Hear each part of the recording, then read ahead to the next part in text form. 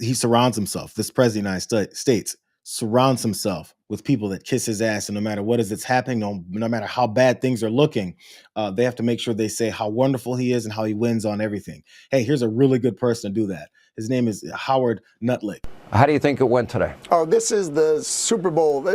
This was the Super Bowl of trade, right? Trade, and this was it. The only thing missing was walk-on and walk-off music and a halftime show. I mean, this was it. And there were fireworks all the time. But think of some of these questions, like Justice Kavanaugh says, imagine a meeting in the Oval Office with the president where, and this was his cross-examination of their lawyer, and he says, you've said he could embargo, he could cut off trade with any country, and their lawyer said, I agree. He goes, imagine telling the president in the Oval Office, sir, you can blow up trade with this country. And he goes, that seems too much. Can I put a tariff on them and do a little less? And they say, no, sir, you can't. And Justice Kavanaugh says, that seems like a very odd donut to me. I mean, how could you let that happen? It just didn't make sense. The justices were on the president's side. You're hearing it here from me. President Trump is going to win this case. Howard Lutnick wrapped up his used car salesman line and said, you've heard it here first. Maybe it's more like, a game show host. We'll be right back after these messages. You heard it here first. I guarantee it. Donald Trump's going to win this case. This case being probably very important to him. We're going to find out why in a second. Obviously, this case here in front of the Supreme Court, if you guys have not heard about Trump's tariff power, the tariff power that he's wielding over everybody with this assumption he can do whatever the hell that he wants, which he has been doing because Congress is being led by Republicans that are like, hey, Donald Trump, you can do whatever it is that you want. The problem with Donald Trump saying he can do whatever it is that he wants, but then getting in front of any kind of judges or court is he loses all the time. This is Oregon Attorney General, and he's the one who's a part of going against Donald Trump on this tariff case. And watch how he points out what it is that Donald Trump's people in court, in front of the Supreme Court, were arguing. My name is Dan Rayfield, Attorney General for the state of Oregon. We're proud to bring this case today. I think there was something that was incredibly important that was said today, and it wasn't said by any of our attorneys. It was said by President Donald Trump's Solicitor General when he looked Justice Roberts squarely in the eyes and said the American people, not foreign countries, but the American people are going to pay 30 to 80% of these tariffs, and then had the gall to look all of those justices again in the eye and say that these are not taxes on the American people.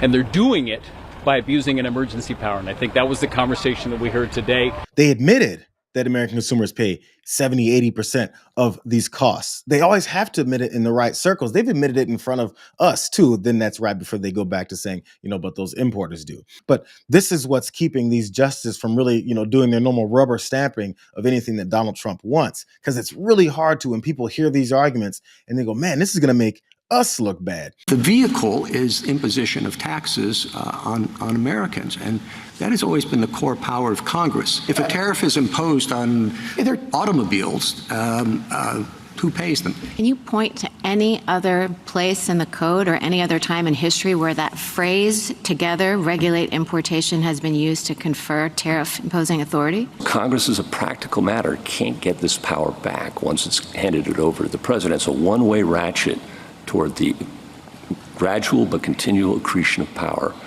in the executive branch and away from the people's elected representatives. It seems like he's not doing all that well in this. It's, if this many guys are talking about how it's not looking too good for him, and then, Howard Lutnick is the only one who's saying, believe me, guarantee, just give me $1,000 and I guarantee you that things will go great for Donald Trump. He's going to win this case. If you look what Donald Trump posted, you might not think it's going so well for him. This is what he said. The U.S. Supreme Court was given the wrong numbers. The unwind in the event of a negative decision on tariffs would be including investments made to be made in return of funds in excess of $3 trillion. It would not be possible to ever make up for that kind of a drubbing. That would truly become an insurmountable national security event and devastating to the future of our country, possibly non-sustainable. Donald Trump I believe, accidentally admitted that we can't take this. I've got all this money that I said I'm taking in. I've got investments of $22 trillion. Remember how the number keeps jumping? 8 trillion to 10 to 17 to 21 to 25 to 100 gazillion. all this money that he says he's bringing in, all the money that's being paid by all of these folks who are importing goods into the United States, which none of that is happening. He's basically pleading, yo, you guys can't overturn this. You guys can't take it away. You guys can't make me pay it back because I already fucking spent it, because I'm a drunk asshole who takes people's money and spends it. Donald Trump has never paid his debts. Donald Trump has never paid people that do work for him. Remember that Canadian ad that featured Ronald Reagan that he went into an uproar about because all they did was quote and show Ronald Reagan talking about how against tariffs he is. And he was worried that that would change the narrative. He was worried not about, people. He was worried about the Supreme Court. And I was like, why is he only thinking about the Supreme Court? It's because he might lose this case and he'll be exposed for spending all of our money. I mean, I'm satisfied with the deal we have. We have a deal right now that's very good for us, and any deal that would have been made would have been better for them than the one they have right now. That's why I was surprised they did this. They did this to try and influence the Supreme Court, and many foreign countries aren't particularly happy, but they took advantage of us for years and years. They took advantage, and presidents shouldn't have allowed that to happen, but they did. Canada's been taking advantage of us, and they were trying to influence the Supreme Court.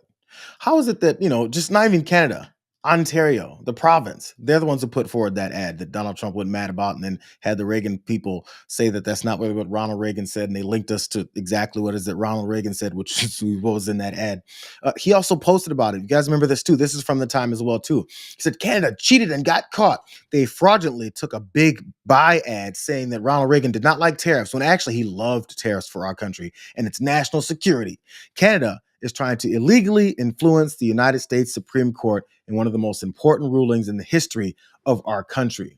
The only reason Donald Trump thinks that that's one of the most important rulings in the history of our country is because he'd be tied up in that madness. He'd be tied up in having to pay back what it is that seems, I don't know this, but the way he was freaking out and posting about how this would be devastating to our country. I'm going to look at it again. He said, it would truly become an insurmountable national security event and devastating to the future of our country, possibly non-sustainable. That's destructive type of language. If you're taking in all this money, if you got $27 trillion coming in, why would that be so destructive for you to pay back to these businesses that had to pay extra tariffs? Because I was wondering, I said, is this really how it would happen? Here's details of how that payback would go down. Justice Amy Coney Barrett said repaying the billions of dollars in tariffs the U.S. has collected since they took effect earlier this year would be messy. She used the term messy. Neil Katyal, the lawyer representing a group of small businesses challenging these tariffs, conceded that repaying the duties would be a very complicated thing. Here's some details from some of the people who have companies that were affected.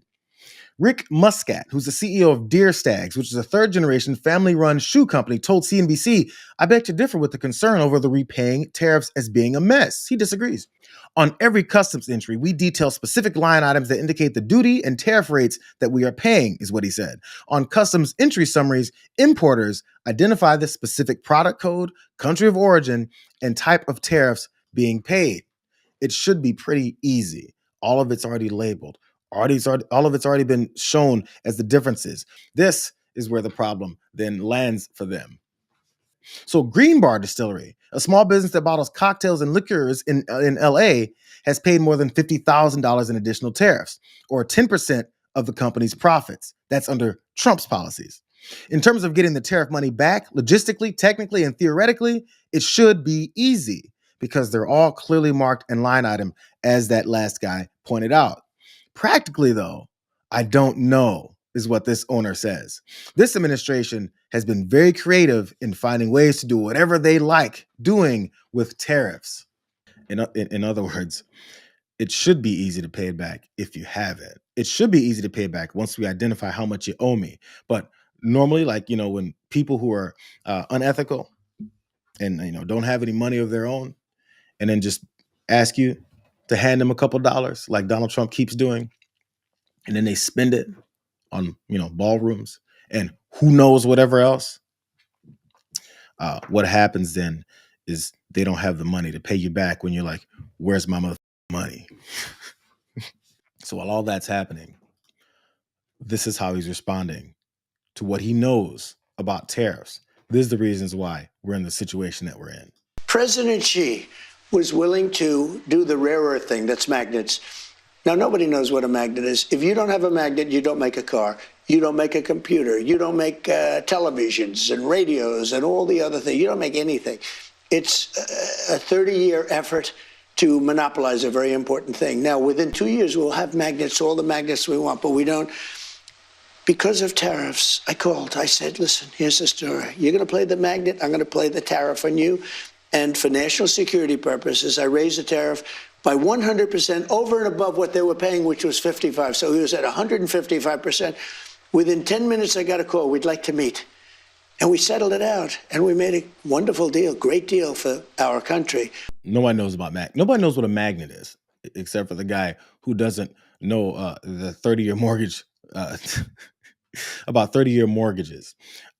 Only he knows about magnets. Only he knows about tariffs. Somebody at some point has to ask him, yo, do you know what the fuck you're talking about? Because it doesn't sound like you know anything that you're talking about.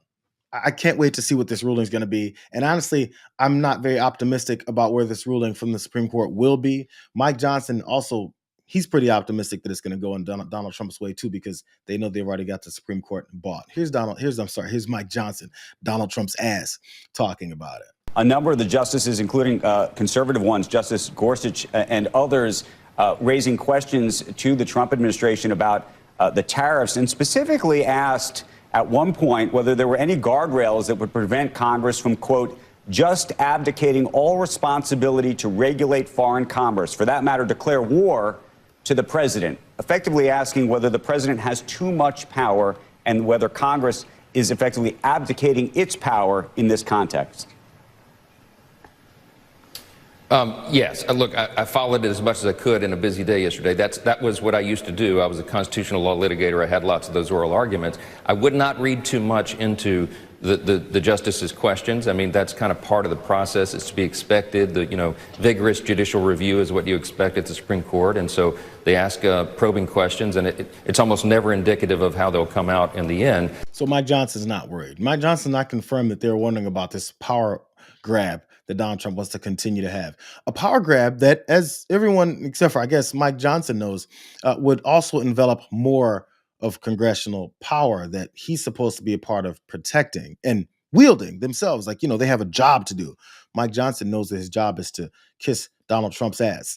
I'm cheering for the president that the executive will win on this. Now, I say that as a jealous guardian of the legislative branch of government, Article 1. There's a reason we're listed first in the Constitution. This is supposed to be the place of greatest importance. We're the ones that are supposed to make the law and the policy. But we do give the executive traditionally a lot of leeway, a lot of discretion over international trade. And we had a serious problem in this country for decades. As you all know, and you've discussed many times, we had a big trade disparity.